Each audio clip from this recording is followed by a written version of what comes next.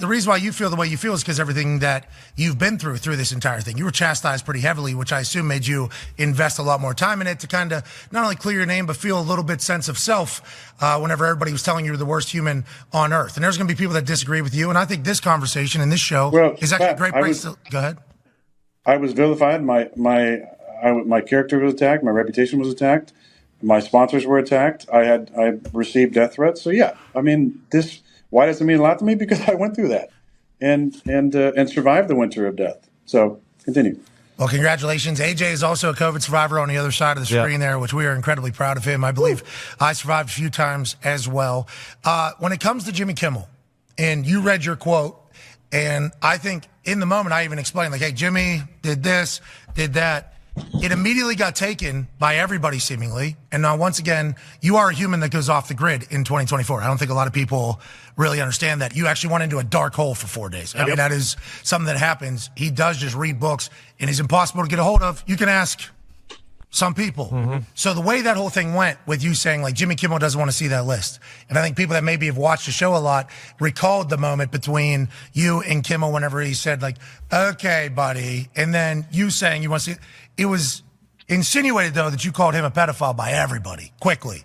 So I think you could, and you've acknowledged this, like Jimmy Kimmel has been called a pedophile, I think, by a lot of people because his name has been on one of those lists on the internet for a long time. So I think you stoking the flame a little bit there made the entire world continue to turn up on him.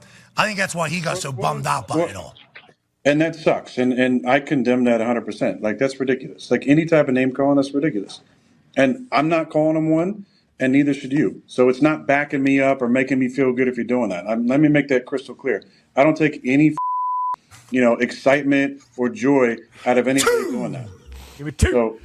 So don't do that in my name. Don't do that at all. Like, those are serious accusations meant for people who are on the list. And again, there was some names that came out recently from a deposition from 2005, but there's still flight logs. There's still a lot of other things that are going to come out. And this corruption goes deep, I believe, and most people that probably looked at it believe that it goes deep. But I'm not calling him one. No one should. Don't do it in my name. Like, that's not cool. I'm not about that. And I have no love for anybody doing any of that. All right, Jimmy. Come on. Get in here. Team on me. Come on, Aaron.